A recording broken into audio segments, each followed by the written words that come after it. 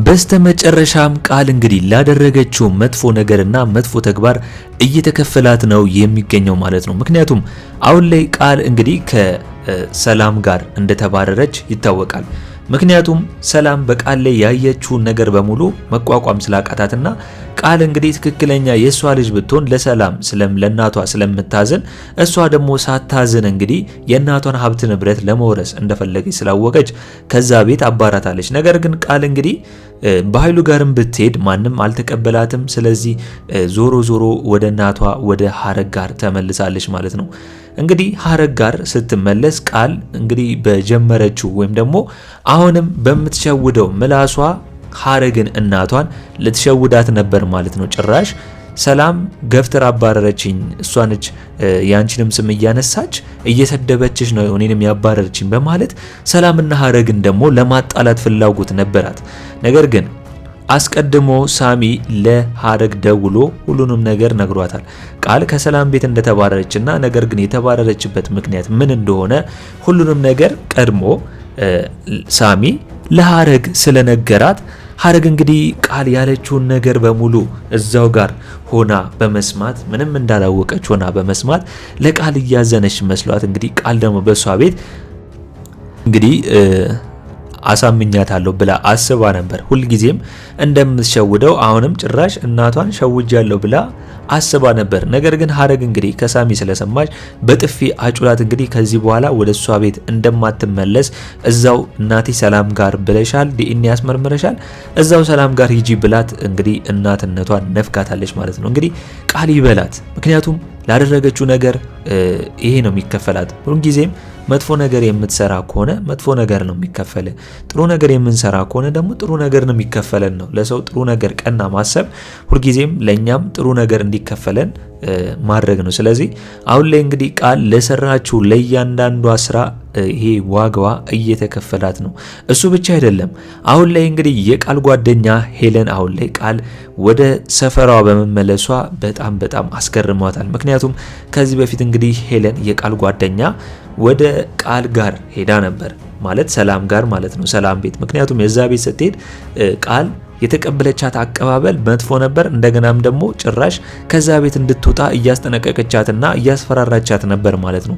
ሄለን ሁሉንም ነገር ታውቃለች። ቃል የሰላም ልጅ እንዳልሆነች እንደገና ደግሞ ብሌን የሰላም ልጅ እንደሆነች ሁሉም ነገር እያወቀች ግን ቃልን ላለማዋረድ ብላ ችላ ዝም ብላ ነገር ግን ቃል በሄለን ላይ ቤቷ የሷ ሳይሆን የሰው ቤት ላይ ሆና እንደ ራሷ ቤት እያደረጋት ጓደኛዋን ስታመናጭቃትና ጓደኛዋን ከዛ ቤት ውጪ እያለች ወደ ደሃ ቤተሰብ ሽጅ እያለች እንግዲህ ስጮህባትና ስታመናጭቃት ነበር። ስለዚህ ያ ሁላ ነገር ግን ተቀይሮ ቃል ወደ ሰፈሯ ስትመጣ ሄለን አይታለች።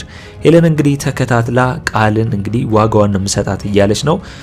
አሁን ላይ ሄለን ጩቤ ይዛለች፣ ቃልን ለመጉዳት እያሰበች ነው የምትገኘው ማለት ነው። ነገር ግን እውነት ሄለን ያንን ነገር ታደርጋለች ብዬ አላስብም። ምክንያቱም ቃል የፈለገ መጥፎ ነገር ብታደርግባትም ሄለን ግን ምላሿ ሊያ ሊሆን አይገባም። ቢያንስ ቃልን ማስተማር ወይም እንድትማርበት ማድረግ ይሻላል እንጂ ለመጉዳት ይሄ ምክንያት አይሆንም። ወይም ደግሞ እሷ ላይም መጉዳት የለባትም ቃልን። ምክንያቱም ቃልን ለመጉዳት መታስብ ከሆነ ሄለን ራሱ በምን ተለየች? ዞሮ ዞሮ ገዳይ ነው የምትባለው። ስለዚህ ከቃል የምትሻልበትን ምክንያት ማስተካከል አለባት ብዬ ነው ማስበው። እስኪ እናንተስ በዚህ ጉዳይ ሁላችሁም የተሰማችሁን ሀሳብ አስተያየታችሁን ኮሜንት ላይ ማስቀመጣችሁን እንዳትረሱ።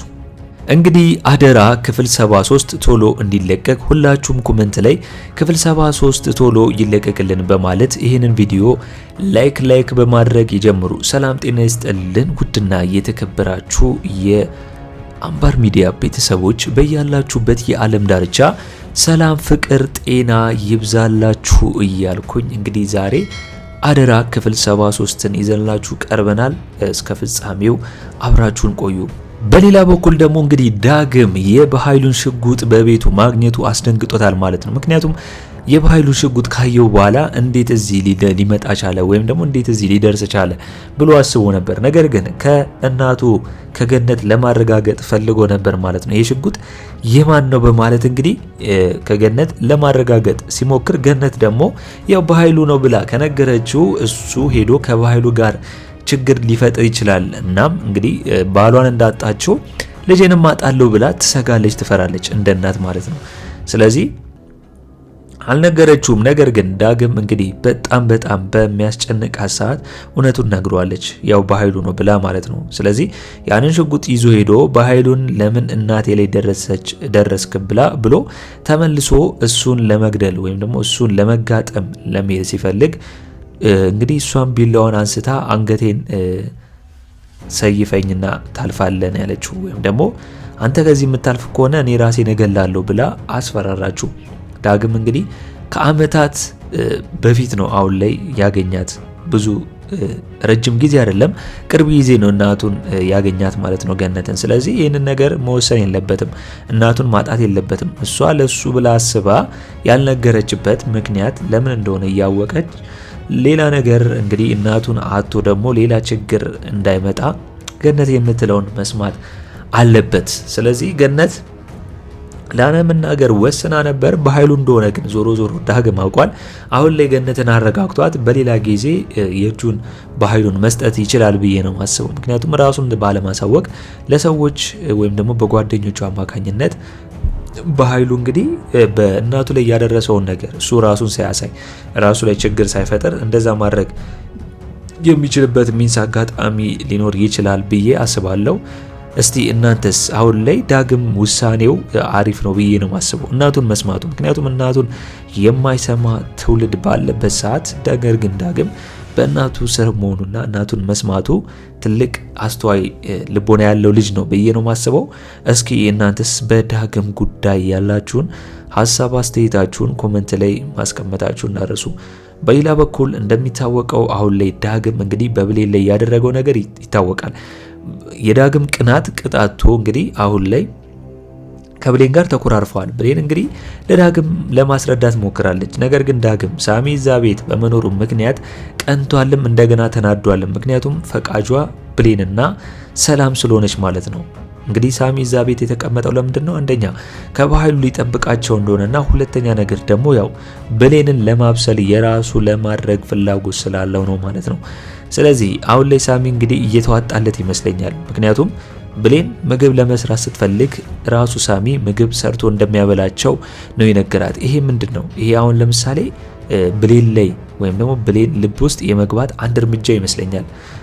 ምግብ ሰርቶ ሰላምንም ሆነ ብሌንም ለማብላት ያደረገው ሙከራ ማለት ነው። ስለዚህ እነዚህ ሙከራዎች ተጠራቅሞ በዳግም ልቧ ለዳግም የሆነውን እንግዲህ ሳሚ እንዳይሰርቀው ልቧን ብዬ እሰጋለው። ነገር ግን አሁን ላይ ዳግም እንግዲህ ያደረገው ነገር ልክ እንዳልሆነና ትክክል እንዳልሆነ ብሌን ያለችው ነገር ትክክል እንደሆነ በማሰብ ለብሌን ቢደውልም ነገር ግን ብሌን ስልኩን አላነሳችለትም። ያ ማለት ምንድነው? ሳሚ ምግብ ሲሰራ ብሌን እንግዲህ ሳሚ ላይ ፈጣ እያየናት እንገኛለን። ያ ምንድነው? ወደ ሳሚ እየተሳበች ነው ማለት ነው። ምክንያቱም ዳግም ጥሩ ሚስቱን ነው የጣላት ወይም ደግሞ አሪፍ ጓደኛውን ነው ለሳሚ አሳልፎ እየሰጠው የሚገኘው በሱ ቅናት ማለት ነው። ባይቀና ኖሮ ምንም ባይመስኖ ኖሮ መቼም ቢሆን ብሌን ለዳግም ነች ሁልጊዜም ማለት ነው ዞሮ። ነገር ግን የዳግም ቅናት ቀጣቶ ብሌንን እየሰደባትና እያንቋሸሻት ከሆነ ግን ብሌን ወደ ሳሚ የምታደላ ሊሆን ይችላል ብዬ ነው ማስበው። እናንተም እስቲ በዚህ ጉዳይ አስተያየታችሁን ኮሜንት ላይ አስቀምጡልኝ። እንግዲህ የቃል ጉዳይ እንደሚታወቀው አሁን ላይ ራሷን ጎዳና ላይ አግኝተዋለች። ምክንያቱም ወደ እናቷ ጋር ብትመለስም እናቷም ዞር ብላ አላየቻትም። ጭራሽ ወደ እናቷ ስትመለስ ዋሽታ ለመመለስ ነበር የፈለገችው። ነገር ግን የሷን ውሸት አስቀድሞ ሳሚ አበላሽቶባታል ማለት ነው።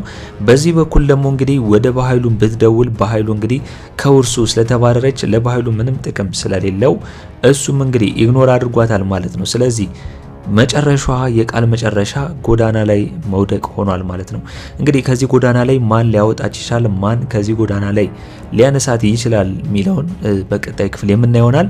በዚህ በኩል ደግሞ ሄለን እንግዲህ ጓደኛዋ ከዚህ ቀደም ቃል በሄለን ላይ ያደረገችው ነገር ስለምታቀና ከዛ ቤትም ስላባረረቻት እንደራሷ ቤት በመሆን በጣም ብዙ በደል ስታደርስባት ስለኖረ አሁን ደግሞ የሄለን ጊዜው ደርሶ ቃልን የምትበቀልበት ታይም ደርሷል ማለት ነው። እንግዲህ ሄለን በጩቤ ቃልን ለመውጋት ፊት ለፊት ተገናኝተዋል። ቃልም እንግዲህ ሄለንን ስታያት ደንግጣለች ማለት ነው።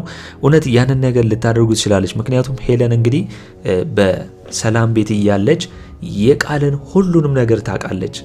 የፌክ ሰው እንደሆነች የብሌን እናቷን እንግዲህ ቀምታ እዛ ቤት እየኖረች እንደሆነ ስለምታውቅ ቃልን ልትበቀላት ትችላለች የሚል አስተሳሰብ አለኝ። በዚህ በኩል ደግሞ ሳሚ ነው። ሳሚ እንግዲህ ለብሌን ሁሉንም ነገር እንድታቅና የብሌን እናት እንደሆነች ሰላም የብሌን እናት እንደሆነች ሳሚ ያውቃል። ስለዚህ ምንድነው ያለው? ሰላም የብሌን እናት እንደሆነች ሁሉም ነገር ያረጋግጣለሁ ሲል ነበር ከዶክተሩ ጋር። ዶክተሩም ያንን ነገር ብሎ ነበር። ስለዚህ እስካሁን ግን ምንም የተፈጠረ ነገር የለም፣ ምንም ያየነው ነገር የለም።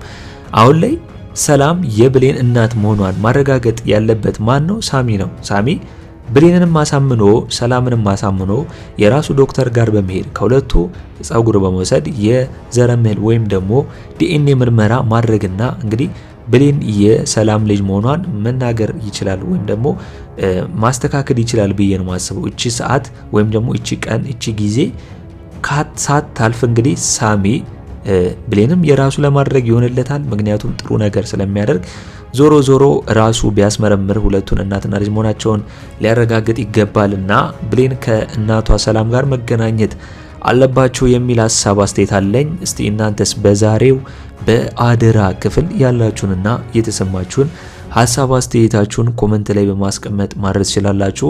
እንግዲህ በኔ በኩል የዛሬው አስተያየቴ ይህንን ይመስል ነበር። ለቻናሌ አዲስ ከሆናችሁና ሰብስክራይብ እስካሁን ያላደረጋችሁ ካላችሁ ሰብስክራይብ በማድረግና የደወል ምልክቱን በመጫን ቤተሰብ እንድትሆኑን በአክብሮት እንጋብዛለን። በቀጣይ ክፍል እስከምንገናኝ ድረስ መልካም ቆይታ ይሁንላችሁ። ቻው ቻው።